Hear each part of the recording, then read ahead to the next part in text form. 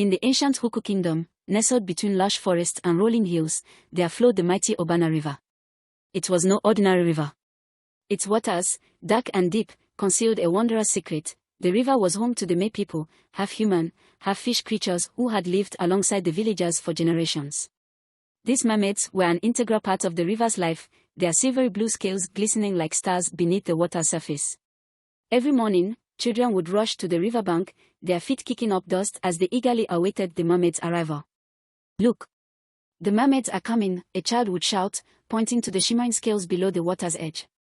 The villagers would gather, marveling at the sight of the mermaids as they swam gracefully, their laughter ringing through the air as they waved to the humans. There was an unspoken harmony between the villagers and the mermaids. The fishermen carefully navigated their boats around the waters where the May people swam, respecting the delicate balance of life that existed between them.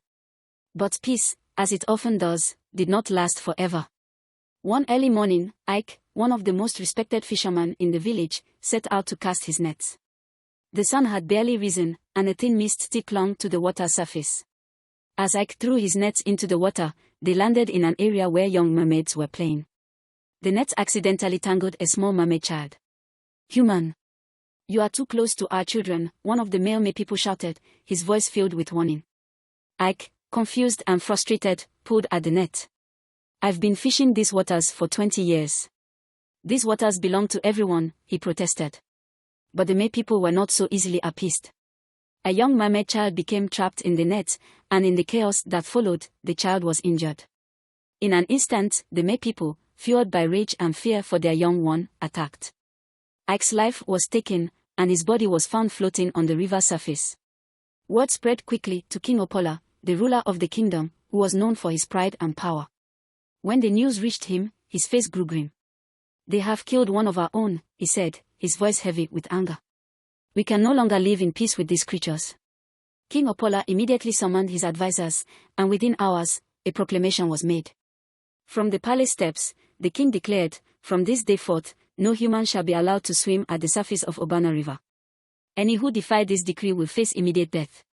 The peace between our people is forever broken." The edict shattered the fragile bond that had once existed between humans and the May people. In response, the mermaids retreated deep into the river's darkest depths, creating their own kingdom under the rule of Ielo, a wise and just king. Years passed, and life in the underwater kingdom adapted to the shadows of the deep. Elo's daughter, Cheta, grew into a curious young mermaid, often asking her mother about the world above. One evening, as Cheta helped her mother prepare for an upcoming celebration, her curiosity could no longer be contained.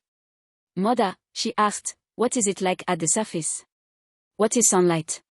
Her mother paused, a flicker of sadness crossing her face as old memories stirred. "Sunlight," she began, "is like the brightest, warmest thing you can imagine.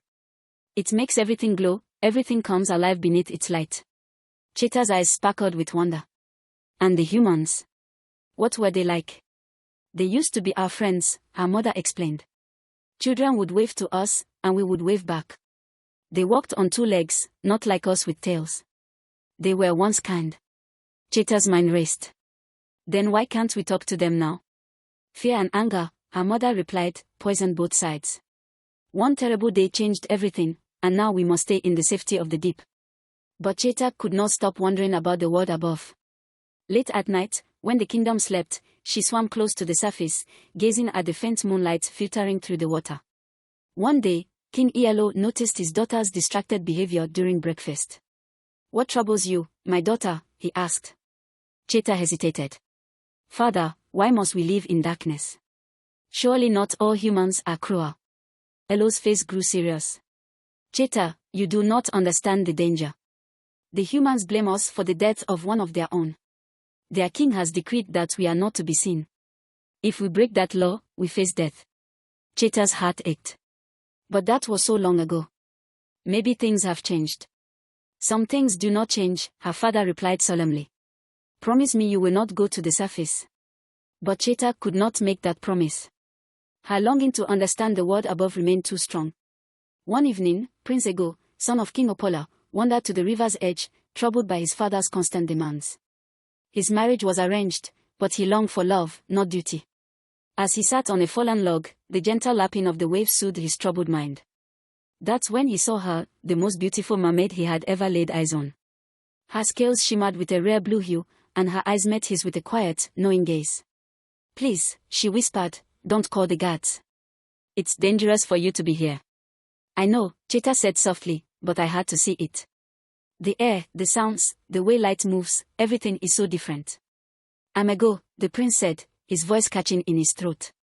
"I'm Cheetah," she replied, her voice full of warmth. They spoke for hours that night, sharing stories of their vastly different worlds. Ego told her of the pressures of the royal palace, his father's insistence on an arranged marriage, and his dreams of finding true love. Cheetah spoke of her underwater kingdom, of Elo's wisdom, and her yearning to know more about the surface world. As the sky lightened, Cheetah knew she had to return home. "Will you come back tomorrow night?" Ego asked, his voice hopeful. "Yes," Cheetah promised, "but we must be careful." Their secret meetings continued, night after night, as their love grew deeper, despite the dangers it posed. Eventually, Cheetah discovered she was pregnant with Ego's child. Torn between her love for him and the danger it posed to both their worlds, she confided in her mother. Her mother's face turned pale with horror. "Cheetah, you cannot be serious. A human. You know what they would do to you, and to your child." Cheetah whispered, "But he's not just any human. He's kind. He's different. He is Prince Ego." Her mother's shock turned to fear. "The prince? The son of King Opola? Cheetah, do you not realize what you've done?" But Cheetah could not turn back. In her distress, she forgot the danger of the daylight. She swam to the surface, desperate to find Ego. The villagers, seeing her emerge, shouted in fear. Nets flew through the air, and before she could return to the safety of the river, she was caught. The villagers dragged her onto the shore, fists and feet raining down upon her. They did not know she carried the prince's child. As Cheetah struggled to protect her stomach, her life was cruelly taken from her. In the palace, a guard rushed to King Opola. "Your Majesty, they've caught a mermaid." Ego, upon hearing the news, rushed to the riverbank, his heart racing. When he arrived, he found Cheetah's lifeless body on the shore. His knees buckled as he knelt beside her, his voice breaking as he whispered, "What have you done? You've killed them both. My love, my child." From the depths of the river, Ielo, king of the mermaids, rose with his trident glowing with power. Behind him, an army of mermaids surged forward, faces twisted with grief and fury. But before they could attack, Ielo spoke, his voice full of sorrow and wisdom. "My daughter died for love. Let her death be the last. Let her story remind us that hatred breeds only more hatred, but love," Elo's voice softened, "love has the power to heal." Moved by Elo's words, the two kings, Opola and Ielo, came to an agreement. The mermaids would no longer be banished from the surface, and the humans would cease to act with violence toward them.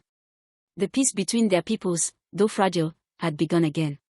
Prince Ego never married. He devoted his life to maintaining the peace between the two kingdoms, and every night, until his dying breath, he sat by the river, remembering the love that changed everything, the love that bridged two worlds, forever transformed by the tragedy of a mermaid and her prince.